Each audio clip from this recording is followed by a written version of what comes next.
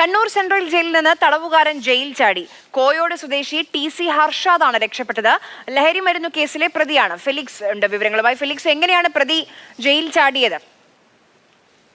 ആര്യ, ഇന്ന് പുലർച്ചെ 6:45 കൂടിയാണ് പ്രതി ഈ ഗാന്ധി പ്രതിമയ്ക്ക് തൊട്ട് മുൻപിലൂടെ പുറത്തേക്ക് ഇറങ്ങിയത്. ഈ കൊയ്യോട് സ്വദേശി ഹർഷാദിനായിരുന്നു സാധാരണ ഈ ജയിലിന് മുമ്പിലിടുന്ന പത്രക്കെട്ടുകൾ എടുത്ത് കൊണ്ടുവരുന്ന ജോലി. അങ്ങനെ ഇയാൾ വന്ന സമയത്ത് പുറത്ത് ബൈക്കിൽ ഇയാളെ കാത്ത് മറ്റൊരാൾ ഉണ്ടായിരുന്നു. അങ്ങനെ ആ ബൈക്കിൽ കയറി ഇയാൾ രക്ഷപ്പെടുന്ന CCTV ദൃശ്യമടക്കം ഇപ്പോൾ പുറത്തു വന്നിട്ടുണ്ട്. കണ്ണൂർ നഗരത്തിലേക്ക്, കണ്ണൂർ ടൗണിലേക്കാണ് ഇയാൾ ബൈക്കിൽ പോകുന്നത്.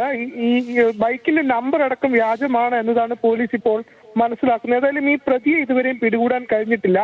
ലഹരി മരുന്ന് കേസിൽ 10 വർഷം തടവിന് ശിക്ഷിക്കപ്പെട്ട് കണ്ണൂർ സെൻട്രൽ ജയിലിൽ കഴിയുകയായിരുന്നു ഈ ഹർഷാദ്. ഇന്ന് പുലർച്ചെയാണ് ഇയാൾ ഈ തൊട്ടു മുൻപിലെ, അതായത് ഗാന്ധി പ്രതിമയ്ക്ക് തൊട്ടു മുൻപിലെ നട ഇറങ്ങി വന്ന് പുറത്ത് ഇയാളെ കാത്തിരുന്ന ബൈക്കിൽ കയറി.